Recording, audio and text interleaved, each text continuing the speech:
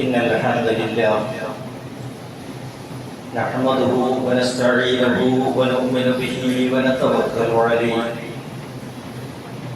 ونعوذ بالله من شرور أنفسنا ومن سيئات أعمالنا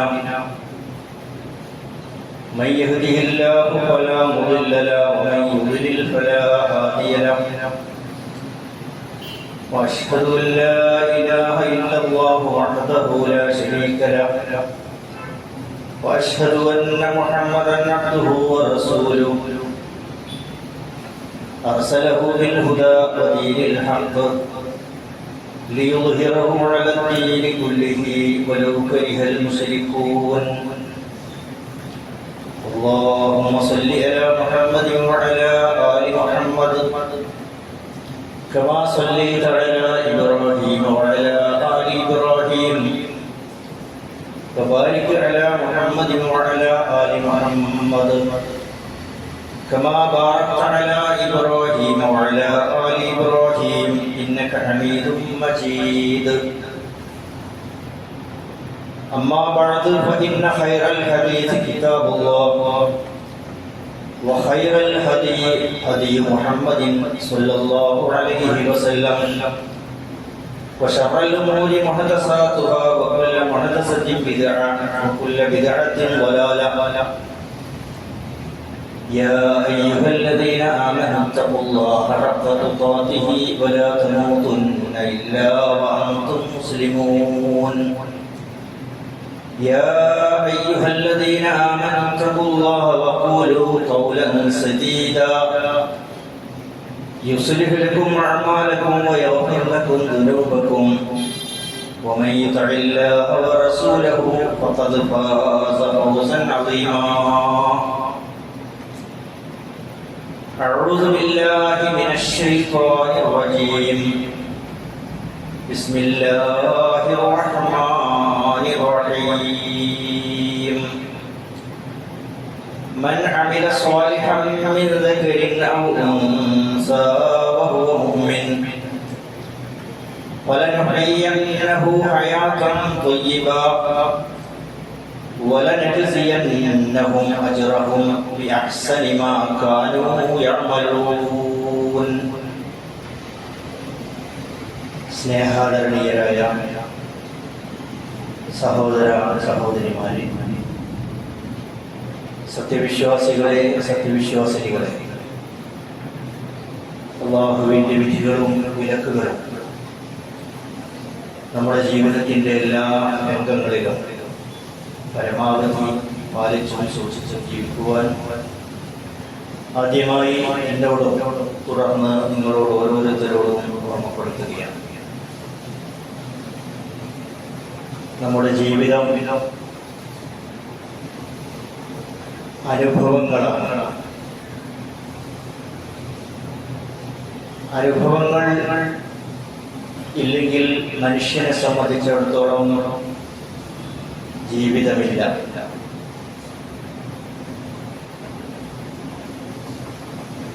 എല്ലാ അനുഭവങ്ങളെയും പൂർണ്ണമായി അനുഭവിക്കുവാൻ മനുഷ്യന് സാധ്യവുമല്ല.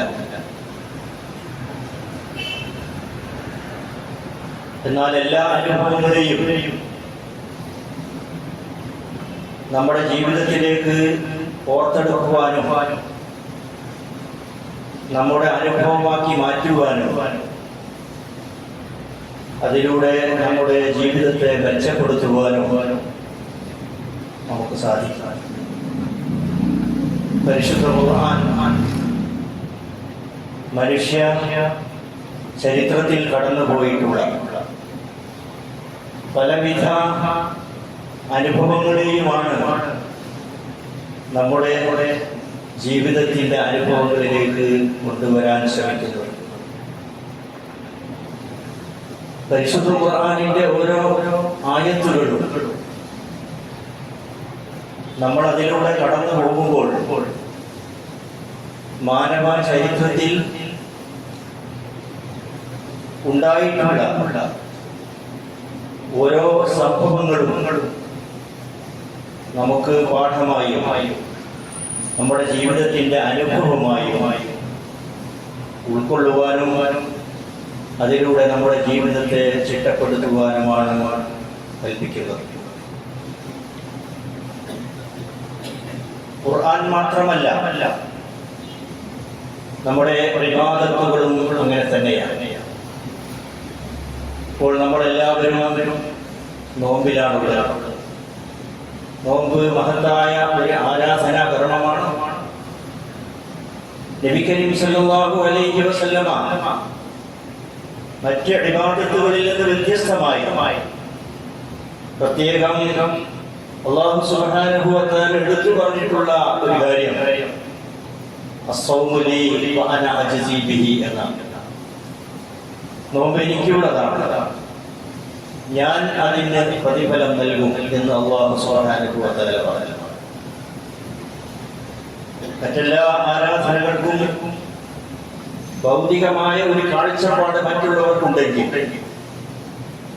നോമ്പിനെ സംബന്ധിച്ചിടത്തോളം അത് അനുഷ്ഠിക്കുന്നവനും അല്ലാഹുവും തമ്മിൽ മാത്രമുള്ള രഹസ്യമായ ഒരു കർമ്മമായിട്ടാണ്, വിവാദത്തായിട്ടാണ് അല്ലാഹു സുബ്ഹാനഹു വ തആല അതിനെ നിശ്ചയിച്ചിരിക്കുന്നത്. അതുകൊണ്ട് ആ നോമ്പ് ആ രൂപത്തിൽ അല്ലാഹു സുബ്ഹാനഹു വ തആല മുഅ്മിനിന്റെ അമലായി അല്ലാഹു സുബ്ഹാനഹു വ തആല രൂപത്തിൽ പരിഗണിച്ചു. പക്ഷേ ആ നോമ്പ് നമ്മിൽ ഉണ്ടാക്കുന്ന ഒരുപാട് അനുഭവങ്ങളുണ്ട്. അത്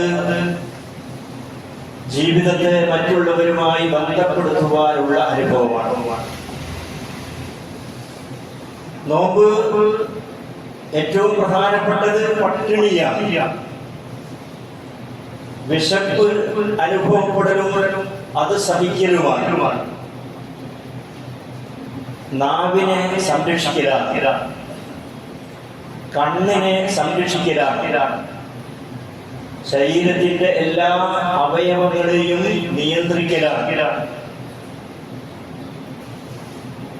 വിശപ്പ് എന്നത് നമ്മൾ മാത്രമാണ് അനുഭവിക്കുന്നതെങ്കിൽ ബാക്കി പറഞ്ഞ കാര്യങ്ങളൊക്കെ മറ്റുള്ളവരുമായുള്ള അനുഭവങ്ങൾ നമ്മുടെ ജീവിതത്തിൽ എങ്ങനെ നമ്മൾ കൈകാര്യം ചെയ്യുന്നു എന്നതിൻ്റെ ഒരു പഠനവും പരീക്ഷണവുമാണ്. അത് സാമൂഹ്യമായി ബന്ധപ്പെട്ടാണ് കിടക്കുന്നത്. നോമ്പിന്റെ സാമൂഹ്യമായ മാനം കടന്നു വരുന്നത് അവിടെയാണ്. അല്ലാഹുവിന് വേണ്ടി പട്ടിണി കിടക്കുന്ന, വിശപ്പ് സഹിക്കുന്ന സത്യവിശ്വാസി തന്റെ ചുറ്റുപാടുമുള്ള ആളുകളുമായി ഇടപഴകുമ്പോഴാണ് സംസാരം വരുന്നത്, അംഗങ്ങൾ ചലിക്കുന്നത്, മനസ്സുകൾ മറ്റുള്ളവരിലേക്ക് പകരുകയും എത്തിപ്പെടുകയും ചെയ്യുന്നത്. ആ എത്തിപ്പെടുന്ന എല്ലാ രംഗങ്ങളിലും സാമൂഹ്യമായി നമ്മൾ അനുഷ്ഠിക്കേണ്ട, നമ്മൾ അനുഭവിക്കേണ്ട, നമ്മൾ ശീലിക്കേണ്ട, നമ്മൾ ശ്രദ്ധിക്കേണ്ട ഒരുപാട് കാര്യങ്ങളിലേക്കാണ് ഈ നോമ്പ് നമ്മളെ അനുഭവമാക്കി മാറ്റുന്നത്. ആ അനുഭവം നമ്മുടെ ചുറ്റുപാടുമുള്ള എല്ലാവരിലേക്കുമാണ്, മനുഷ്യരിലേക്ക് മാത്രമല്ല, എല്ലാ ജീവജാലങ്ങളിലേക്കുമാണ് അതിന്റെ അനുഭവങ്ങൾ ഉണ്ടാകുന്നത്. അതുകൊണ്ടാണ് ഇസ്ലാമിന്റെ ഈ ഒരു ആരാധനാ കർമ്മങ്ങളും വിശുദ്ധ ഖുർആനിന്റെ അധ്യാപനങ്ങളും നമ്മുടെ ജീവിതത്തിൽ വലിയ മാറ്റമുണ്ടാക്കാൻ വേണ്ടിയുള്ളതാണ് എന്ന് പറയുന്നത്. പള്ളികൾ ആരാധനാ കേന്ദ്രങ്ങളാണ്, നമസ്കരിക്കുവാനും ഇബാദത്തുകൾ നിർവഹിക്കുവാനുള്ളതാണ്. പക്ഷേ ആ പള്ളികൾ ഇവിടെ നിർവഹിക്കുന്ന ആരാധനകൾക്ക് മാത്രമുള്ളതല്ല. ആ ആരാധനകളുടെ പ്രതിഫലനങ്ങൾ, അതിന്റെ സ്വാധീനങ്ങൾ, അതിന്റെ എഫക്റ്റുകൾ ഇതിന്റെ പുറത്താണ് നിലകൊള്ളുന്നത്. പള്ളിയുടെ പുറത്താണ്. നമ്മൾ ജീവിക്കുന്ന ചുറ്റുപാടിലാണ്. നമ്മൾ ജീവിക്കുന്ന ചുറ്റുപാടുമായി ഇബാദത്തുകളെ ബന്ധപ്പെടുത്തുന്നില്ല.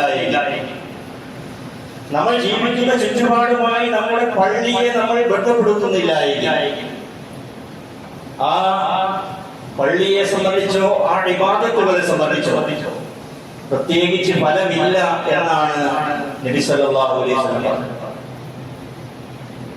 അല്ലാഹു പറഞ്ഞു, നബി സല്ലല്ലാഹു അലൈഹി വസല്ലം പറഞ്ഞതായി ഫലൈസ ലില്ലാഹി ഹാജത്തുൻ ഫീ അൻ യദഅ തഅമഹു വശറാബഹു. ഭക്ഷണപാനീയങ്ങൾ ഉപേക്ഷിക്കുന്നത് കൊണ്ട് പ്രത്യേകിച്ച് അള്ളാഹുവിന് പ്രത്യേക താല്പര്യമോ നിർബന്ധമോ ഇല്ല.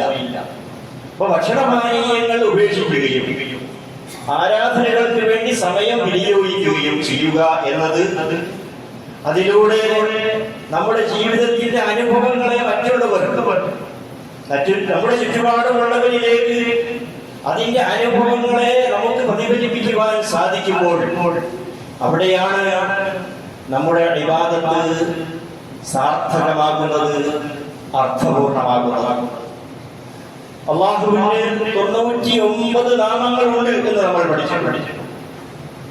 ആ ഓരോ നാമങ്ങളും ദിക്റുകളാണ്, സ്മരണകളാണ്, ഓർമ്മകളാണ്, അല്ലാഹുവിനെ ഓർക്കുവാൻ ഉള്ളതാണ്. നോമ്പിലൂടെ നമ്മൾ ഓർക്കുന്നത് അല്ലാഹുവിന്റെ ഈ 99 നാമങ്ങളാണ്. പള്ളിയിലേക്ക് നമ്മൾ വരുമ്പോൾ, പള്ളിയിൽ ഇരിക്കുമ്പോൾ, ഇത്തികാഫിലിരിക്കുമ്പോൾ, ഇബാദത്തിന് വേണ്ടി ഇരിക്കുമ്പോൾ നമ്മൾ ഈ നാമങ്ങളിലൂടെയാണ് കടന്നു പോകുന്നത്. ഈ നാമങ്ങൾ കേവലം കീർത്തനങ്ങൾക്കുള്ളതല്ല. ഈ ഓരോ നാമങ്ങളും നമ്മുടെ ജീവിതത്തിന്റെ ഓരോ രംഗങ്ങളുമായി അങ്ങേയറ്റം ബന്ധപ്പെട്ട് കിടക്കുന്നതാണ്. അള്ളാഹുവിന്റെ കാരുണ്യമാകട്ടെ, അള്ളാഹുവിന്റെ സ്നേഹമാകട്ടെ, അള്ളാഹുവിന്റെ വിട്ടുവീഴ്ചയാവട്ടെ, അള്ളാഹുവിന്റെ പൊറുക്കലാകട്ടെ, അള്ളാഹുവിന്റെ തൗബയാകട്ടെ, ഇങ്ങനെ ഏതേത് ഗുണങ്ങളുണ്ടോ അള്ളാഹുവിന്റെ നാമങ്ങൾ, ആ നാമങ്ങൾ നാമങ്ങളായി ഉരുവിടുന്നത് കൊണ്ട് പ്രത്യേകിച്ചൊരു ഗുണമുണ്ടാവുകയില്ല. മറിച്ച് ആ നാമങ്ങൾ നമ്മുടെ ജീവിതവുമായി ബന്ധപ്പെട്ട്, നമ്മുടെ കരുണാഭാവവുമായി ബന്ധപ്പെട്ട്, നമ്മുടെ കാരുണ്യവുമായി ബന്ധപ്പെട്ട്, നമ്മുടെ സാഹോദര്യവുമായി ബന്ധപ്പെട്ട്, നമ്മുടെ സ്നേഹവുമായി ബന്ധപ്പെട്ട്, നമ്മുടെ അലിവുമായി ബന്ധപ്പെട്ട്, നമ്മുടെ കൃപയുമായി ബന്ധപ്പെട്ട്, നമ്മുടെ വിട്ടുവീഴ്ചയുമായി ബന്ധപ്പെട്ട്, നമ്മുടെ വാശിയുമായി ബന്ധപ്പെട്ട്, ഇങ്ങനെ നമ്മുടെ ജീവിതത്തിലെ വൈകാരികമായ ഏതെല്ലാം അനുഭവങ്ങൾ, ഏതെല്ലാം വികാരങ്ങളിലൂടെയോ മനുഷ്യന്റെ ജീവിതത്തിന്റെ അനുഭവങ്ങൾ കടന്നു പോകുന്നത്, അവിടങ്ങളിലെല്ലാം അള്ളാഹുവിന്റെ ഈ വിശേഷ നാമങ്ങൾ, നമ്മൾ ഉരുവിടുന്ന ദിക്റുകൾ നമ്മെ നിയന്ത്രിക്കേണ്ടതുണ്ട്, നമ്മെ അത് സ്വാധീനിക്കേണ്ടതുണ്ട്. ആ രൂപത്തിലായിരിക്കണം ആ ദിക്റുകൾ നമ്മൾ ഉരുവിടുകയും കീർത്തനം ചെയ്യുകയും ചെയ്യേണ്ടത്. അല്ലാഹു അക്ബർ, 2 കൈകൾ ഉയർത്തി നമ്മുടെ എല്ലാ വിധത്തിലുള്ള സ്വന്തത്തേതെന്ന് നമ്മൾ കരുതുന്ന നമ്മുടേതായ എല്ലാ ഭാവഭാവങ്ങളെയും, എല്ലാ വികാരങ്ങളെയും, എല്ലാ ധർമ്മങ്ങളെയും, എല്ലാ വിധത്തിലുള്ള അത്തരത്തിലുള്ള ഞാനെന്ന ഭാവേന നമുക്ക് ഉണ്ടാകാൻ സാധ്യതയുള്ള എന്തെല്ലാം കാര്യങ്ങളുണ്ടോ അതിനെയെല്ലാം നമ്മൾ പുറകോട്ട് മാറ്റി, എല്ലാത്തിനെയും വലിച്ചെറിഞ്ഞ്, എല്ലാത്തിനെയും തട്ടിമാറ്റി, വകഞ്ഞു മാറ്റി നമ്മൾ പറയുന്നത് അല്ലാഹു അക്ബർ എന്നാണ്. ജീവിതത്തിന്റെ, എന്റെ എല്ലാ ജീവിതത്തിന്റെ എല്ലാ അനുഭവങ്ങളുടെയും കാര്യങ്ങളിലൂടെ ഞാൻ കടന്നു പോകുമ്പോൾ അവിടെയെല്ലാം അല്ലാഹുവാണ് എനിക്ക് വരുവൻ എന്നുള്ള ഒരവസ്ഥയാണ്. അല്ലാഹുവിന്റെ മാർഗത്തിൽ നമ്മൾ നമ്മുടെ സമയം ചെലവഴിച്ച് ഇബാദത്തുകൾ ഒഴുകി ആരാധനകളിൽ ഏർപ്പെട്ട് നമ്മൾ ഉരുവിടാൻ വേണ്ടി നിർദ്ദേശിക്കപ്പെട്ടിട്ടുള്ള ഓരോ ദിക്റുകളും, ഓരോ പ്രാർത്ഥനകളും നമ്മുടെ ജീവിതത്തിലെ ഈ നിയന്ത്രണങ്ങളിലേക്കാണ് അതുകൊണ്ട് നമ്മൾ എത്തിപ്പെടുന്നത്. റസൂലുള്ളാഹി സ്വല്ലല്ലാഹു അലൈഹി വസല്ലമ സദാസമയം പ്രാർത്ഥിക്കാറുണ്ടായിരുന്ന പ്രാർത്ഥന, ആ പ്രാർത്ഥന നമ്മുടെ ജീവിതത്തെ അങ്ങേയറ്റം സ്വാധീനിക്കുന്നതാണ്. അതൊരു പ്രാർത്ഥന മാത്രമായി ജീവിതം മറ്റൊരു വഴിക്ക് എന്നുള്ളതല്ല. റസൂലുള്ളാഹി സ്വല്ലല്ലാഹു അലൈഹി വസല്ലം പറഞ്ഞ ഒരു പ്രാർത്ഥന, അല്ലാഹുമ്മ ഇഖ്സിം ലനാ മിൻ ഖശ്യതിക മാ യഹൂലു ബൈനനാ വബൈന മഹാശിക. പടച്ചവനെ, എൻ്റെ ജീവിതത്തിലെ അധർമ്മങ്ങളിൽ നിന്ന് മനുഷ്യരുമായി ബന്ധപ്പെട്ട് ഞാൻ ജീവിക്കുമ്പോൾ, അവരുമായി ഇടപഴകുമ്പോൾ ഉണ്ടാകാനിടയുള്ള എല്ലാ വിധത്തിലുള്ള മോശമായ അനുഭവങ്ങളിൽ നിന്നും എന്നെയും ആ കർമ്മങ്ങളെയും ആ വികാരങ്ങളെയും ആ പ്രവർത്തനങ്ങളെയും നിയന്ത്രിക്കുന്ന രൂപത്തിൽ ആക്കി തീർക്കണമേ. നിന്നെ ഭയപ്പെടുന്നത് പടച്ചവനെ നമ്മൾ ഉസൂൾ വേണം, ഖശ്യത്ത് വേണം, പടച്ചവനെ പേടി വേണം. ആ പേടി എവിടെ വേണമെന്നാണ് റസൂലുള്ളാഹി സ്വല്ലല്ലാഹു അലൈഹി വസല്ലം പ്രാർത്ഥനയിലൂടെ പറയുന്നത്. മാ യഹൂലു ബൈനനാ വബൈന മഹാശീക വമിൻ ത്വാഅതിക മാ തുബല്ലിഗു ലനാ ജന്നതക. അതുവഴിയായിരിക്കണം അങ്ങനെയുള്ള സൂക്ഷ്മമായ ഇടപാടുകളിലൂടെ, ചലനങ്ങളിലൂടെ, അനക്കങ്ങളിലൂടെ, ജീവിത വ്യവഹാരങ്ങളിലൂടെ നടന്ന് പടച്ചവനെ എന്നെ നീ സ്വർഗ്ഗത്തിലെത്തിക്കണം. അതിന് രൂപത്തിൽ നിന്നെ ഭയപ്പെടുവാൻ എനിക്ക് സാധിക്കണം. ومن اليقين ما تهون به علينا مصائب الدنيا والآخرة. ഈ ലോകത്തെ ജീവിതത്തെയും നാളെ പരലോകത്തെ ജീവിതത്തെയും അഭിമുഖീകരിക്കുമ്പോൾ, അത് എന്റെ അനുഭവമായി വരുമ്പോൾ, അവിടെ ഉണ്ടാകുന്ന എല്ലാ വിധത്തിലുള്ള പ്രയാസങ്ങളെയും സഹിച്ചുകൊണ്ടും അതിനെ തരണം ചെയ്തുകൊണ്ടും എന്റെ ജീവിതത്തെ മുന്നോട്ട് കൊണ്ടുപോകാൻ സാധിക്കുന്ന രൂപത്തിലുള്ള ദൃഢമായ ഈമാൻ, യഖീൻ, ഉറച്ച വിശ്വാസം നീ എനിക്ക് പ്രദാനം ചെയ്യണമേ എന്നാണ് പ്രാർത്ഥിക്കുന്നത്. اللهم متعنا بأسماعنا وأبصارنا وقوتنا ما أحييتنا. പടച്ചവനെ, ജീവിക്കാനുള്ള ഉപാധിയായും അതിനുള്ള കരുത്തായും അതിനുള്ള സംവിധാനമായും നീ എനിക്ക് നൽകിയിട്ടുള്ള എന്റെ കേൾവി, എന്റെ കാഴ്ച, എന്റെ എനർജി, എന്റെ ശക്തി, അതൊക്കെ യഥാർത്ഥത്തിൽ നല്ല രൂപത്തിൽ എന്റെ മനസ്സിലും എന്റെ കുടുംബത്തിന്റെ മനസ്സിലും ഞാൻ ജീവിക്കുന്ന ചുറ്റുപാടുമുള്ള ആളുകൾക്കുമൊക്കെ ഒരു ആസ്വാദനമായി അനുഭവപ്പെടാൻ, ഒരു നല്ല അനുഭവമായി അനുഭവപ്പെടാൻ പടച്ചവനെ നീ എനിക്ക് തൗഫീഖ് നൽകണമേ. അതിനെ അനന്തരമെടുക്കാൻ, ആ രൂപത്തിലുള്ള ഒരു നല്ല ജീവിതമായി മുന്നോട്ട് പോകാനുള്ള ആ ഒരു ശക്തി എനിക്ക് നീ പ്രദാനം ചെയ്യണമേ. നമ്മളോട് ശത്രുത വെച്ച് പുലർത്തുന്ന ഈ ഒരു കാര്യം വലിയ ശത്രുത വെച്ച് പുലർത്തുന്ന ഒരു സമീപനമാണ്. ലോകത്ത് ഇസ്ലാമിന്റെ, വിശുദ്ധ ഖുർആനിന്റെ മറ്റുള്ളവരുമായുള്ള അനുഭവങ്ങളിൽ സാഹോദര്യ ഭാവേന ജീവിക്കുക എന്നത്, അവരും നമ്മളും തമ്മിലുള്ള അനുഭവങ്ങളിൽ പോരായ്മകളും വിഷമങ്ങളും പരസ്പരം പങ്കുവഹിച്ച് സാഹോദര്യത്തോടെ ജീവിക്കുക എന്നത് ഇസ്ലാമിന്റെ അടിസ്ഥാനപരമായിട്ടുള്ള തത്വസംഹിതയാണ്. ലോകത്ത് ആധുനിക കാലഘട്ടങ്ങളിൽ ഖുർആനിന്റെ ഈ സന്ദേശം ഒരു പുതിയ അനുഭവമാണ്, പുതിയൊരു തത്വസംഹിതയാണ് എന്ന് വിചാരിച്ചുകൊണ്ട് അങ്ങനെ പാശ്ചാത്യ ലോകത്ത് രൂപം കൊണ്ടിട്ടുള്ള ജനാധിപത്യത്തിന്റെ അടിസ്ഥാനം എന്ന് പറയുന്നത് സമത്വം, സാഹോദര്യം, സ്വാതന്ത്ര്യം എന്നുള്ളതാണ്. യഥാർത്ഥത്തിൽ ഖുർആനിന്റെ തത്വസംഹിതയാണ്. അവർക്ക് അത് പുലർത്തുവാൻ സാധിച്ചില്ല. അത് പിന്നീട് പറയപ്പെട്ടിട്ടുള്ളത് ഈ സ്വാതന്ത്ര്യം എന്ന് പറയുന്നത് സമ്പത്ത് സമ്പാദിക്കുവാനുള്ള സ്വാതന്ത്ര്യമായി മാത്രം വലിയൊരു സിദ്ധാന്തമായി ക്യാപിറ്റലിസം എന്ന സിദ്ധാന്തം ലോകത്ത് കടന്നു വന്നത് അതിലൂടെയാണ്. പ്രഖ്യാപിച്ച പ്രഖ്യാപനങ്ങൾ പൂർത്തീകരിക്കാൻ സാധിച്ചില്ല എന്നർത്ഥം.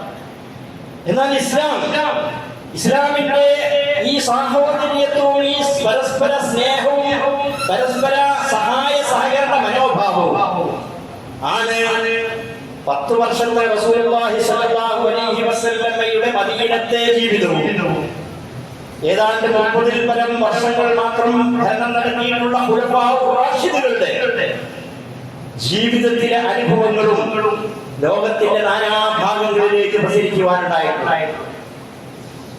ചരിത്രം അതിനെ യുദ്ധമായി പരിചയപ്പെടുന്നു. യഥാർത്ഥത്തിൽ യുദ്ധമല്ല. ഒരു തികയാവുന്ന ഒരു ആയുധം അവരുടെ കയ്യിലില്ല. അതിന് വേണ്ടി മാത്രമുള്ള സമ്പത്ത് അവരുടെ കയ്യിലില്ല.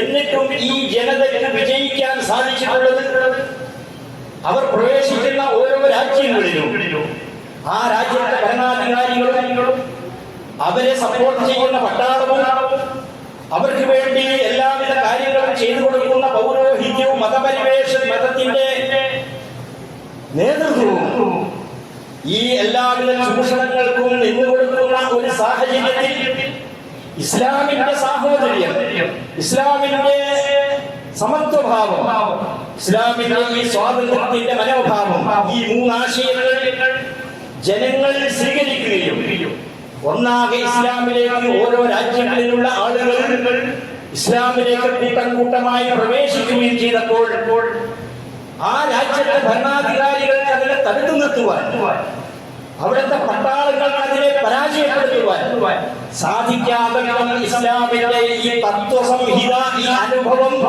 ഈ സാഹോദര്യത്തിന്റെ അനുഭവം, ഈ സമഭാവനയുടെ അനുഭവം, ഈ പരസ്പര സഹകരണത്തിന്റെയും സ്നേഹത്തിന്റേതുമായ ഈ അനുഭവം ലോക ജനതയ്ക്ക് വലിയ ഒരു അനുഭവമായി മാറി എന്നുള്ളതാണ്.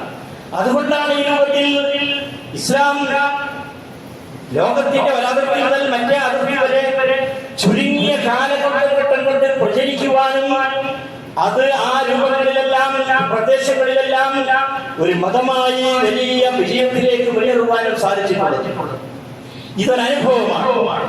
ഈ അനുഭവമായിരിക്കണം നമ്മുടെ ഇബാദത്തുകളെ കൊണ്ട്, നമ്മുടെ ഖുർആൻ പാരായണം കൊണ്ട് ഉണ്ടായിരിക്കേണ്ടത് എന്നാണ് ഈ പ്രാർത്ഥന നമ്മെ പഠിപ്പിക്കുന്നത്. وَجَعَلْ صَدْرَنَا عَلَى مَنْ عَادَانَا وَلَا تَجْعَلْ مُصِيبَتَنَا فِي دِينِنَا. മതപരമായ കാര്യങ്ങളിൽ പടച്ചവനെ ഒരു മുസീബത്തിനെ ഞങ്ങൾക്ക് വരുത്തരുതേ. وَلَا تَجْعَلِ الدُّنْيَا أَكْبَرَ هَمِّنَا وَلَا مَبْلَغَ عِلْمِنَا. ഞങ്ങളുടെ ജീവിതത്തിന്റെ പരമലക്ഷ്യം എന്ന് പറയുന്നത് ദുനിയാവിന്റെ നേട്ടമായി കാണാൻ ഇടവരുത്തരുതേ അല്ലാഹ്. ഞങ്ങളുടെ ജീവിതത്തിന്റെ പരമലക്ഷ്യം നിന്റെ പൊരുത്തവും പരലോകമോക്ഷവുമാണ്. അത് ഞങ്ങളുടെ വിജ്ഞാനത്തിന്റെ അങ്ങേ തലയാകരുത്. ഞങ്ങളോട് കരുണ കാണിക്കാത്തവരെ അവർക്ക് ഞങ്ങളുടെ മേലുള്ള ആധിപത്യം നീ നൽകരുതേ എന്ന് പ്രാർത്ഥിക്കുവാൻ വേണ്ടി നബി സല്ലല്ലാഹു അലൈഹി വസല്ലമ നമ്മെ ഓർമ്മപ്പെടുത്തുകയുണ്ടായി. എല്ലാവിധത്തിലുള്ള അക്രമങ്ങളെയും അതിജീവിച്ചുകൊണ്ട് മനുഷ്യ സാഹോദര്യം സൃഷ്ടിക്കുക എന്നതാണ് ഇസ്ലാമിന്റെ അടിസ്ഥാനം. അതിനുവേണ്ടി പരിശ്രമിക്കുന്നതാണ് ജിഹാദ്, ത്യാഗപരിശ്രമം എന്ന് പറയുന്നത്. അങ്ങനെ ഉണ്ടാക്കിയ റസൂലുള്ളാഹി സ്വല്ലല്ലാഹു അലൈഹി വസല്ലം ഉണ്ടാക്കിയിട്ടുള്ളതാണ് ഈ സാഹോദര്യം. പിൽക്കാലത്ത് പലതും അത് ഏറ്റെടുക്കുകയും ഖുർആനിൽ നിന്ന് മറച്ചു പിടിക്കുകയും ചെയ്തെങ്കിലും ലോകത്ത് മനുഷ്യൻ അവന്റെ ടെക്നോളജി, സാങ്കേതിക വിദ്യ കൊണ്ട് ഉപയോഗപ്പെടുത്തിക്കൊണ്ട് ഇക്കാണുന്ന എല്ലാ വികസനങ്ങളും മനുഷ്യന്റെ ബുദ്ധി കൊണ്ട് ഉണ്ടാക്കിയെടുത്തതാണെങ്കിൽ പരസ്പര സാഹോദര്യം എന്ന് പറയുന്നത് റസൂലുള്ളാഹി സ്വല്ലല്ലാഹു അലൈഹി വസല്ലമ വിശുദ്ധ ഖുർആനിലൂടെ ഉണ്ടാക്കിയെടുത്തിട്ടുള്ളതാണ്. അല്ലാഹുവിന്റെ റസൂൽ മദീനയിൽ നിന്ന് മക്കയിലേക്ക് ഫതഹിന് വേണ്ടി വന്നു. 10,000 സഹാബികളും ഖുറൈശികളും അടക്കുന്ന വലിയ ഒരു ജനസാന്ദ്രത തടിച്ചുകൂടിയ ആ സന്ദർഭത്തിൽ റസൂലുള്ളാഹി സ്വല്ലല്ലാഹു അലൈഹി വസല്ലമ ബിലാൽ ഇബ്നു റവാഹ എന്ന കറുത്ത വർഗ്ഗക്കാരനായ നീഗ്രോ വർഗ്ഗക്കാരനായ ആ സ്വഹാബിയെ കഅബാലയത്തിന്റെ മുകളിലേക്ക് കയറ്റി വിടുകയും അവിടെ നിന്ന് അല്ലാഹു അക്ബർ എന്ന ബാങ്ക് വിളിക്കുവാൻ വേണ്ടി കൽപ്പിക്കുകയും ചെയ്തത് ഈ സാഹോദര്യത്തിന്റെ, ഈ സമഭാവനയുടെ, ഈ പരസ്പര സ്നേഹത്തിന്റെ പരസ്പരമുള്ള അനുഭവങ്ങളിലൂടെ കാര്യങ്ങളെ കൊണ്ടുപോകുന്നതിന്റെ ഏറ്റവും വലിയ അടയാളമായി നമുക്കിതിനെ കാണാൻ സാധിക്കും. നമുക്ക് ഈ രാജ്യത്ത് സ്വസ്ഥമായി ജീവിക്കണം. ചരിത്രപരമായി നമ്മൾ മനസ്സിലാക്കേണ്ടത് ഇറ്റലിയിലും ജർമ്മനിയിലും ഉണ്ടായിട്ടുള്ള നാസിസവും ഫാസിസവും ക്ലാസിക്കൽ നാസിസവും ഫാസിസവുമായിരുന്നു. അതിന് ഒരു പ്രത്യയശാസ്ത്രമില്ല. അതുകൊണ്ട് തന്നെ അത് നാമാവശേഷമായി പോയി ഇനി ഒരിക്കലും അത് തിരിച്ചു വരികയില്ല. എന്നാൽ ഇന്ത്യയിലുള്ള ഫാഷിസം എന്ന് പറയുന്നത് ജാതിയുടെ അടിസ്ഥാനത്തിലാണ്, സാഹോദര്യ ബോധത്തിന്റെ എതിരാണ്. മനുഷ്യർ പരസ്പരം സഹോദരങ്ങളല്ല എന്ന ഭാവനയാണ് അതിനുള്ളത്. അതുകൊണ്ടാണ് ഇന്ത്യ പുറകോട്ട് പോകേണ്ടത് 12ാം നൂറ്റാണ്ടിലേക്കാണ് എന്ന് പറയുന്നത്. 12ാം നൂറ്റാണ്ട് വരെ ഇവിടെ സംസ്കാരം ഹൈന്ദവ സംസ്കാരമായിരുന്നു എന്നാണ് പറയുന്നത്. യഥാർത്ഥത്തിൽ അങ്ങനെ ഒരു പേര് തന്നെ ഞാൻ കണ്ടിട്ടില്ല. പിൽക്കാലത്ത് 18ാം നൂറ്റാണ്ട് വരെ ഇസ്ലാമിക സംസ്കാരം, അതിനുശേഷം ബ്രിട്ടീഷ് സംസ്കാരം എന്നാണ് പറയുന്നത്. ആ 12ാം നൂറ്റാണ്ട് വരെയുള്ള ആ സംസ്കാരം മനുഷ്യനെ വേർതിരിക്കുന്നതാണ്. ആ വേർതിരിക്കലിന്റെ അടിസ്ഥാനത്തിലാണ് ഇവിടുത്തെ ഫാഷിസം. അതുകൊണ്ട് ഇന്ത്യയിലെ ഫാഷിസം എന്ന് പറയുന്നത് ഇവിടെ അവർക്ക് ഭരണം നഷ്ടപ്പെട്ടാലും ഒരിക്കലും നശിച്ചു പോകാത്ത നിലനിൽക്കുന്ന വളരെ ആഴത്തിൽ വേരൂന്നിയുള്ള 12ാം നൂറ്റാണ്ടിലേക്ക് വേരാടി നിൽക്കുന്ന സംസ്കാരമാണ് ആ സംസ്കാരം. അതുകൊണ്ട് തന്നെ അതിനെ പിടിതെടുത്ത് മാറ്റുക എന്നത് വളരെ ശ്രമകരമാണ്. അതിനെ പിടിതെടുത്ത് മാറ്റാൻ ഖുർആനിനെ മാത്രമേ സാധ്യമാകൂ. അതിനെ ഇല്ലായ്മ ചെയ്യാൻ, നിർവീര്യമാക്കാൻ ഖുർആനിന്റെ അധ്യാപനങ്ങളെ സാധ്യമാക്കൂ. നമ്മുടെ സാഹോദര്യ ബോധം മാത്രമേ അതിനെ ഉടനെയുള്ളൂ. നമ്മൾ ആരാധനകളുടെ വിവാദങ്ങളുടെ അനുഭവങ്ങൾ സമൂഹത്തിലേക്ക് നമുക്ക് കൊണ്ടുചെന്നെത്തിക്കാൻ സാധിച്ചെങ്കിൽ മാത്രമേ ഇന്ത്യയിൽ നമുക്ക് മുസ്ലിങ്ങളായി ജീവിക്കാൻ സാധിക്കുകയുള്ളൂ. അപ്പോൾ അതുകൊണ്ട് തന്നെ ഇന്ത്യയിലുള്ള യഥാർത്ഥത്തിലുള്ള ഒരു ജീവിതം നമുക്ക് സാധ്യമാകണമെങ്കിൽ അല്ലാഹു പറയുന്നു, വിശുദ്ധ ഖുർആനിൽ അല്ലാഹു പറയുന്നു, അല്ലയോ സത്യവിശ്വാസികളെ, മൻ അമില സ്വാലിഹൻ, ആരാണോ സൽക്കർമ്മങ്ങൾ ചെയ്യുന്നത്, മിൻ സക്കരിൻ ഔ ഉൻസ, അത് ആണായിരുന്നാലും പെണ്ണായിരുന്നാലും, വഹുവ മുഅ്മിൻ, അവൻ വിശ്വാസിയായിക്കൊണ്ട് ഈമാനിനാൽ പ്രചോദിതമായിട്ടുള്ള കർമ്മങ്ങളിലൂടെയും ജീവിത രീതിയിലൂടെയും നമ്മുടെ സംസ്കാരത്തെയും നമ്മുടെ ജീവിതാനുഭവങ്ങളെയും മറ്റുള്ളവരുടെ മുമ്പിൽ സാഹോദര്യത്തിന്റെയും സമത്വഭാവനയുടെയും പരസ്പര സ്നേഹത്തിന്റെയും ആ ഒരു അടിസ്ഥാനത്തിൽ പടച്ചവനെ പേടിച്ചുകൊണ്ടുള്ള ഇബാദത്തിന്റെ രൂപമാക്കി നമുക്ക് മാറ്റാൻ സാധിച്ചാൽ, അവൻ വിശ്വാസിയായിക്കൊണ്ട് അങ്ങനെ ചെയ്താൽ അങ്ങനെയുള്ള ആളുകൾ അല്ലാഹു നല്ലതായ ഒരു ജീവിതം നൽകുന്നതാണ്. പോരാ, ആ ജീവിതം ആ രൂപത്തിൽ നിർവഹിച്ചതിന് പരലോകത്ത് നാം അവർക്ക് പ്രതിഫലം, അജറഹും, അവരുടെ പ്രതിഫലം പൂർണ്ണമായി നൽകുകയും ചെയ്യുന്നതാണ്.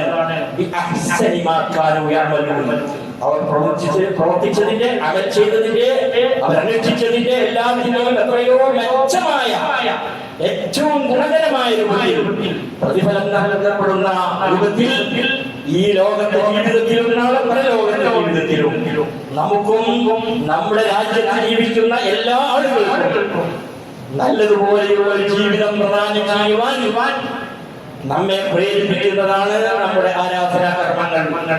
ആ ജീവിതമാണ് തഖ്വ. ആ തഖ്വ ഉണ്ടാക്കുവാൻ വേണ്ടി അല്ലാഹു പറഞ്ഞു, ലഅല്ലകും തത്തഖൂൻ, നിങ്ങൾ സൂക്ഷ്മത പാലിക്കുന്നതിന് വേണ്ടിയാണ് നോമ്പ് നിർബന്ധമാക്കിയിരിക്കുന്നത് എന്ന്. ഇന്നമാ യതഖബ്ബലുല്ലാഹു മിനൽ മുത്തഖീൻ, തഖ്വയുള്ളവരിൽ നിന്ന് മാത്രമേ അല്ലാഹു അമലുകൾ സ്വീകരിക്കുകയുള്ളൂ എന്ന് വിശുദ്ധ ഖുർആനിൽ അല്ലാഹു പറയുന്നു. ആ രൂപത്തിൽ കേവലം ആരാധനകൾ, കേവലം പട്ടിണി കിടക്കൽ, കേവലം പള്ളിയിൽ വന്നിരിക്കൽ എന്നതിനപ്പുറം ഇസ്ലാമിന്റെ ഈ സാഹോദര്യവും മാനവും, ഈ സാമൂഹ്യമായിട്ടുള്ള മാനവും, ആ രൂപത്തിലുള്ള അതിന്റെ ഏറ്റവും മേന്മയേറിയ അതിന്റെ നിലപാടും നമ്മുടെ ജീവിതത്തിലേക്ക് കൊണ്ടുവരുവാനും നമ്മുടെ ജീവിതത്തെ ചിട്ടപ്പെടുത്തുവാനും നമുക്ക് സാധിക്കേണ്ടതുണ്ട്. അല്ലാഹു സുബ്ഹാനഹു വ തആല നമുക്കതിന്റെ തൗഫീഖ് നൽകി അനുഗ്രഹിക്കുമാറാകട്ടെ. നമ്മളിൽ വന്നുപോയിട്ടുള്ള ചെറുതും വലുതുമായ കുറ്റങ്ങൾ അല്ലാഹു നമുക്ക് വിട്ടുപുറത്ത് മാപ്പ് നൽകി അനുഗ്രഹിക്കുമാറാകട്ടെ.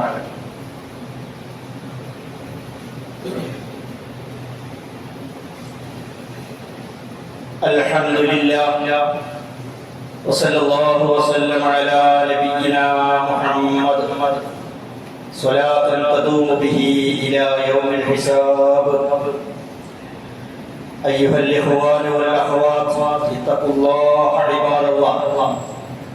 സഹോദര സഹോദരിമാരെ, അല്ലാഹുവിന്റെ വിധികളും വിലക്കുകളും നമ്മുടെ ജീവിതത്തിന്റെ എല്ലാ രംഗങ്ങളിലും പരിപൂർണമായി പാലിച്ചും സൂക്ഷിച്ചും ജീവിക്കുവാൻ ഒരിക്കൽ കൂടി എന്നോടും നിങ്ങളോടും ഓർമ്മപ്പെടുത്തുകയാണ്. നമ്മുടെ ജീവിത സാഹചര്യങ്ങൾ നമ്മുടെ വീടിന്റെ ഉള്ളിൽ പോലും ഭീതി പരത്തുന്ന, സ്വസ്ഥമായി സ്വന്തം വീട്ടിൽ പോലും കഴിഞ്ഞു പോകുവാൻ നിർഭയത്വം നഷ്ടപ്പെട്ട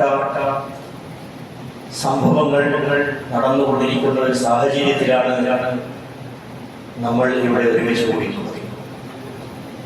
ഇവിടെയാണ് പോരായ്മകളും പാളിച്ചകളും സംഭവിച്ചിട്ടുള്ളത് എന്നത് പഠന വിധേയമാക്കുകയും പരിഹാരം ഏതെല്ലാം ഭാഗത്തു നിന്ന് ആവശ്യമാണോ അവിടങ്ങളിലെല്ലാം കണ്ടെത്തുകയും ചെയ്യേണ്ട സന്ദർഭമാണ്. ഗവൺമെന്റ് തലത്തിലാണെങ്കിൽ എല്ലാത്തിനും ഉദാരമായ സമീപനം സ്വീകരിക്കുകയും ഒരു കുട്ടി അവന്റെ ഒരു 18 വയസ്സ് വരെ അവൻ ആണാണ് പെണ്ണാണോ എന്ന് പോലും സ്വന്തം മാതാപിതാക്കൾക്ക് പോലും പറയാൻ പാടില്ല എന്ന നിലയിലുള്ള നിലപാട്. കുട്ടികള് എന്ത് തെറ്റ് കണ്ടാലും അത് തെറ്റാണെന്ന് പറഞ്ഞ് ഗുണദോഷിക്കാൻ പാടില്ല എന്ന രൂപത്തിലുള്ള നിലപാട്. പരീക്ഷ എഴുതുന്നത് പോലും അതിന്റെ തെറ്റ് എങ്ങനെ ശരിയാക്കിയ മാർക്ക് കൊടുക്കാൻ കഴിയുന്നിടത്താണ് അധ്യാപകരുടെ റോൾ ഉള്ളത് എന്ന നിലപാട് ഒക്കെ ഇതിന് വലിയ പ്രഹരമേൽപ്പിക്കുന്നുണ്ട് സമൂഹത്തിൽ എന്നുള്ളത് ഒരു വസ്തുതയാണ്. അതേ പ്രകാരം തന്നെ നമ്മുടെ വീടുകളിൽ നമ്മുടെ മാതാപിതാക്കൾ മക്കൾ തമ്മിലുള്ള ബന്ധങ്ങൾ, അവിടെയും ഇത്തരം നിയമങ്ങൾ വലിയ പ്രശ്നമാണ്. അധ്യാപകർ ആ കുട്ടികളെ നിയന്ത്രിക്കുന്ന വിഷയത്തിൽ ഇത്തരം നിയമങ്ങൾ അവർക്ക് തടസ്സമായി നിൽക്കുന്നു. അതിനെല്ലാം പുറമെ എല്ലാം കുട്ടികളെ ഏൽപ്പിക്കുന്ന രൂപത്തിലുള്ള സംവിധാനവും അമിതമായി പണം കുട്ടികൾ ഉപയോഗപ്പെടുത്തുന്നുവെങ്കിൽ അത് എവിടെ നിന്നാണ് കിട്ടിയെന്ന് ചോദിക്കാൻ ധൈര്യമില്ലാത്ത രൂപത്തിലുള്ള രക്ഷിതാക്കളുടെ നിസ്സഹായാവസ്ഥയുണ്ട്. വിശുദ്ധ ഖുർആൻ മാതാപിതാക്കളും മക്കളും തമ്മിലുള്ള ബന്ധങ്ങളെ സംബന്ധിച്ചൊക്കെ വളരെ കൃത്യമായ കാര്യങ്ങളാണ് പറഞ്ഞിട്ടുള്ളത്. സമ്പത്ത്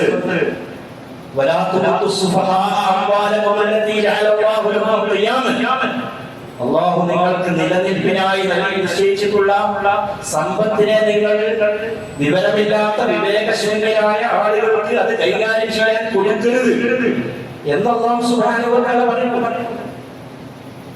യതീമുകളെ സംരക്ഷിക്കണം, അത് വലിയ പുണ്യമുള്ള കാര്യമാണ്.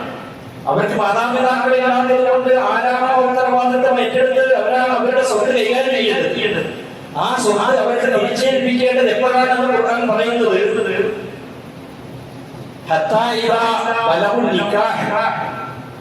ഒരു വിവാഹത്തിന്റെ പ്രായം എത്തിക്കഴിഞ്ഞാൽ അവർക്കൊരു വിവേകം എത്തിയെന്ന് നിങ്ങൾക്ക് ബോധ്യപ്പെടുകയും ഒരു വിവാഹത്തിന്റെ പ്രായത്തിലേക്ക് അവർ എത്തിക്കഴിയുകയും ചെയ്താൽ അവരുടെ രക്ഷിതാക്കൾ വിട്ടേച്ചു പോയ സമയത്ത് നിങ്ങൾ അതുവരെ കൈകാര്യം ചെയ്യുന്നത് ആ സമയത്താണ് നിങ്ങൾ അവരെ ഏൽപ്പിക്കേണ്ടത് എന്ന് ഖുർആൻ പറഞ്ഞു. അപ്പോൾ സാമ്പത്തികമായ മറ്റുള്ള കൈകാര്യങ്ങൾ ഏത് മുതൽക്കാണ് കുട്ടികൾ കൈകാര്യം ചെയ്യേണ്ടത് എന്നതിനെ സംബന്ധിച്ച് കൃത്യമായ നിലപാട് നമ്മളോട് പറഞ്ഞത്. ഇത്തരം അധ്യാപനങ്ങളിൽ നിന്ന് കാര്യങ്ങളിൽ നിന്ന് കുട്ടികളും രക്ഷിതാക്കളും തമ്മിലുള്ള ബന്ധങ്ങൾ അകന്നു പോവുകയും അതുപോലെ നമ്മുടെ ചുറ്റുപാടുമുള്ള ആളുകൾ നമ്മുടെ കുട്ടികളെ സംബന്ധിച്ച് അവരെ സംബന്ധിച്ച് ഇന്ന കാര്യങ്ങളൊക്കെ ശ്രദ്ധിക്കണം കേട്ടോ എന്ന് ഏതെങ്കിലും ഒരു രക്ഷിതാവിനോട് പറഞ്ഞാൽ ആ പറഞ്ഞവരോട് സനോട് വെച്ചു പുലർത്തുകയും എന്റെ മകനൊന്നും അങ്ങനെയൊന്നും അല്ല എന്ന ഒരു മുൻധാരണയോട് കൂടി അതിനെ സമീപിക്കുകയും ചെയ്യുന്ന അവസ്ഥ ഇതെല്ലാം ഉണ്ട്. ഇവിടെയൊക്കെ നാം മനസ്സിലാക്കേണ്ടത് വിശുദ്ധ ഖുർആനിന്റെ ഒന്നാമത്തെ അധ്യായത്തിൽ സൂചിപ്പിച്ചതുപോലെ ഖുർആനിന്റെ ഈ അധ്യാപനങ്ങളിലൂടെ നമ്മുടെ മക്കളെയും നമ്മുടെ കുടുംബത്തെയും നമുക്ക് ചിട്ടപ്പെടുത്തിയെടുക്കാൻ കഴിയണം. അതിനാവശ്യമായ കാര്യങ്ങൾ ഉണ്ടാകണം. സമൂഹത്തിൽ പ്രയാസപ്പെടുന്ന ആളുകളെ സഹായിക്കാൻ നമുക്ക് കഴിയണം. നമ്മുടെ കുടുംബത്തെ മാത്രമല്ല മറ്റുള്ളവരെയും സഹായിക്കാൻ കഴിയണം. ആ ഒരു സഹായ മനസ്കത അവരിൽ ഉണ്ടാക്കണം. അതിനാവശ്യമായ സന്ദർശനങ്ങളാണ്. ഇന്ന് നോമ്പ് തുറന്നു കഴിഞ്ഞാൽ നമ്മളൊന്ന് ഈ പാശ്ചാത്യ ഹോട്ടലുകളുടെ സമീപത്തൊന്ന് പോയി നോക്കിയാൽ കാണാം നോമ്പിന്റെ മുമ്പുള്ളതിനേക്കാൾ വലിയ തിരക്കാണ്. അവരൊന്ന് ഫോൺ ചെയ്ത കുട്ടികൾ പറയുന്നത് ഇതുവരെ ഭക്ഷണം കിട്ടിയിട്ടില്ല, ഞങ്ങൾ ക്യൂവിലാണ്. വീട്ടിലുള്ള ഭക്ഷണം ഉണ്ടാക്കി വെച്ച ഭക്ഷണം ഉമ്മ അവിടെ വെച്ച് കാത്തിരിക്കുന്ന സമയത്ത് ഉമ്മാക്ക് ഫോൺ വരികയാണ്. ഞാൻ കോഴിക്കോടാണ്, ഞങ്ങൾ കുറെ ആളുകളുണ്ട്, ഞങ്ങൾ ഭക്ഷണത്തിന്റെ വെയിറ്റ് ചെയ്യുകയാണ്. രാത്രി 8:30 മണി 9 മണിയായിട്ടും നോമ്പ് നോക്കൂ എന്ന് പറയുന്ന ഈ മക്കൾക്ക് ഭക്ഷണം കിട്ടിയിട്ടില്ല. ഇങ്ങനെയുള്ള ഒരു സ്ഥിതിയാണ് നമ്മുടെ നാട്ടിലുള്ളത്. ഇവരെ കാണിക്കേണ്ടത് ഇതുപോലെയുള്ള ഹോട്ടലുകളല്ല, ഇതിലുള്ള മാളുകളല്ല. ഇവരെ കാണിക്കേണ്ടത് ഏതെങ്കിലും സ്ഥലങ്ങളിലേക്ക് നമ്മൾ ടൂർ കൊണ്ടുപോവുകയല്ല. ഇവരെ കാണിക്കേണ്ടത് MBR ഹോസ്പിറ്റലാണ്, അമൃത ഹോസ്പിറ്റലാണ്, മെഡിക്കൽ കോളേജുകളാണ്. അംഗവൈകല്യം സംഭവിച്ചിട്ടുള്ള ആളുകളെ അവരുടെ അവസ്ഥ മനസ്സിലാക്കാനുള്ള അനുഭവം ഉണ്ടാക്കുന്ന രൂപത്തിലുള്ള അനുഭവങ്ങളാണ് കുട്ടികൾക്ക് കൊടുക്കേണ്ടത്. ആ രൂപത്തിൽ കുട്ടികൾക്ക് അനുഭവം ഉണ്ടായാൽ തീർച്ചയായും മാറ്റമുണ്ടാകും. പക്ഷേ രക്ഷിതാക്കളും പോകുന്നത് ഇതുപോലെയുള്ള സ്ഥലങ്ങളിലേക്കാണ്. കുറ്റം പറയാൻ പാടില്ല, അങ്ങനെയൊക്കെ വേണം. പക്ഷേ അതോടുകൂടി ഇതും വേണം. സഹോദരങ്ങളെ, ഇന്ന് കേരളത്തിലെ ഏറ്റവും അധികം അംഗവൈകല്യം ബാധിച്ചിട്ടുള്ള എല്ലാ വിധേനയുള്ള അംഗവൈകല്യം ബാധിച്ചിട്ടുള്ള ഡിസേബിൾഡ് ആയിട്ടുള്ള കുട്ടികൾക്ക് ഒരു സ്ഥാപനമാണ് കുളിക്കൽ. അവരെ അവിടെ അഭ്യസിപ്പിക്കുന്നത് അവർക്ക് കഴിയുന്ന ഒരു സ്കില്ലിൽ അവർക്ക് പ്രത്യേക പരിശീലനം നൽകി അവർക്ക് ജീവിക്കാൻ ആവശ്യമായ വഴി തുറന്നു കൊടുക്കുക എന്നുള്ളതാണ്. ഏത് രൂപത്തിലാണ് അവർക്ക് അവരുടെ അംഗപരിമിതി ഉപയോഗപ്പെടുത്തി അവരുടെ ജീവിതം മുന്നോട്ട് കൊണ്ടുപോകാൻ സാധിക്കുക, അതിനനുസരിച്ചുള്ള പരിശീലനം നൽകി സമൂഹത്തിന്റെ ഭാഗമാക്കാൻ വേണ്ടിയുള്ള സ്ഥാപനമാണ്. മാത്രമല്ല, ഇതാ അവിടെ ഖുതുബ നടന്നുകൊണ്ടിരിക്കുന്നു. ഖതീബ് ഖുതുബ നിർവഹിക്കുമ്പോൾ ഇപ്പോഴത്തെ മിമ്പർ വേറെയുണ്ട്. സംസാരശേഷിയില്ലാത്ത കേൾവിശേഷിയില്ലാത്ത ആളുകളുടെ അന്യത്തിലൂടെ ഈ ഖുതുബ കേൾപ്പിക്കുന്ന രണ്ടാമത്തെ മിമ്പർ അവിടെയുണ്ട്. നമ്മുടെ പ്രസിദ്ധീകരണങ്ങൾ നമ്മുടെ വീട്ടുമ്മമാർ വായിച്ച് ഫോണിലൂടെ പകർത്തി അത് അയച്ചു കൊടുത്ത് അത് ഓഡിയോ ആക്കി നമ്മുടെ ഇസ്ലാമിക പ്രസിദ്ധീകരണങ്ങൾ ഖുർആൻ പരിഭാഷ അടക്കമുള്ള കാര്യങ്ങൾ അവരെ കേൾപ്പിക്കുന്ന സംവിധാനം അവിടെയുണ്ട്. ബ്രെയിൽ നമ്മുടെ ഖുർആൻ പരിഭാഷ ഉണ്ടാക്കി അതിലൂടെ കണ്ണിനാൻ കഴിയാത്ത ആളുകൾക്ക് വായിക്കാനുള്ള സൗകര്യങ്ങളുണ്ട്. ഒരു കുട്ടിക്ക് IAS പരിശീലനം വേണ്ടതെങ്കിൽ അത്തരത്തിലുള്ള പരിശീലനം നടത്താനുള്ള സംവിധാനങ്ങൾ അവിടെയുണ്ട്. ഇങ്ങനെ എല്ലാ നിലവാരങ്ങൾക്കും ആ വിഭാഗത്തിന് ആവശ്യമായ എല്ലാ വിധത്തിലുള്ള സൗകര്യങ്ങളും സാഹചര്യങ്ങളും ഒരുക്കി കൊടുക്കുക എന്ന മഹത്തായ സ്ഥാപനത്തിന്റെ കലക്ഷൻ ഇന്ന് എല്ലാ പള്ളികളിലും നടക്കുകയാണ്. നമ്മുടെ പള്ളികളിലും ശേഷം അതിന്റെ കലക്ഷൻ ഉണ്ട്. അതുമായി എല്ലാവരും സഹകരിക്കണമെന്ന് ഓർമ്മപ്പെടുത്തുകയാണ്. അല്ലാഹു സുബ്ഹാനഹു വ തആല നമ്മുടെ ജീവിതത്തിൽ വന്നു പോയിട്ടുള്ള എല്ലാവിധത്തിലുള്ള പോരായ്മകളിൽ നിന്നും വിഷമങ്ങളിൽ നിന്നും അല്ലാഹു നമുക്ക് മുക്തിയും ശിഫയും മോചനവും നൽകി അനുഗ്രഹിക്കുമാറാകട്ടെ. നമ്മുടെ സമൂഹം എന്ന് അനുഭവിക്കുന്ന എല്ലാവിധ അസ്വസ്ഥതകളിൽ നിന്നും അല്ലാഹു നമുക്ക് രക്ഷ നൽകി അനുഭവിക്കുന്ന മോചനം നൽകി അനുഗ്രഹിക്കുമാറാകട്ടെ. മാതാപിതാക്കൾ പല സ്ഥലങ്ങളിലും നമ്മുടെ തൊട്ടടുത്ത സ്ഥലങ്ങളിലൊക്കെ പ്രയാസങ്ങൾ അനുഭവിക്കുന്ന അനുഭവങ്ങളുണ്ട്. അല്ലാഹു സുബ്ഹാനഹു വ തആല അവർക്കൊക്കെ സമാധാനം നൽകി അനുഗ്രഹിക്കുമാറാകട്ടെ. നമ്മുടെ മക്കളിൽ അല്ലാഹു ഖൈറും ബറക്കത്തും പ്രദാനം ചെയ്യട്ടെ. ഖുർആനിന്റെയും ഇസ്ലാമിന്റെയും ശീലങ്ങൾ പഠിച്ചു മനസ്സിലാക്കിക്കൊണ്ട് ജീവിക്കുവാനുള്ള സാഹചര്യം അല്ലാഹു നമ്മുടെ കുടുംബങ്ങളെല്ലാം പ്രദാനം ചെയ്യുമാറാകട്ടെ. റമദാൻ മാസത്തിന്റെ യഥാർത്ഥ അതിന്റെ ശരിയായ രൂപം മനസ്സിലാക്കി ജീവിതത്തിൽ കൊണ്ടുവരാനുള്ള തൗഫീഖ് അല്ലാഹു നമുക്ക് പ്രദാനം ചെയ്യുമാറാകട്ടെ. اللهم اغفر للمؤمنين والمؤمنات والمسلمين والمسلمات والأحياء منهم والأموات إنك سميع قريب مجيب الدعوات ومنزل البركات وقاضي الحاجات طيب ثراهم واجعل الجنة مأوانا ومأواهم. اللهم أجرنا من النار اللهم أجرنا من النار اللهم أجرنا وأجر والدينا من النار. ربنا اغفر لنا ولإخواننا الذين سبقونا بالإيمان ولا تجعل في قلوبنا غلا للذين آمنوا ربنا إنك رؤوف رحيم.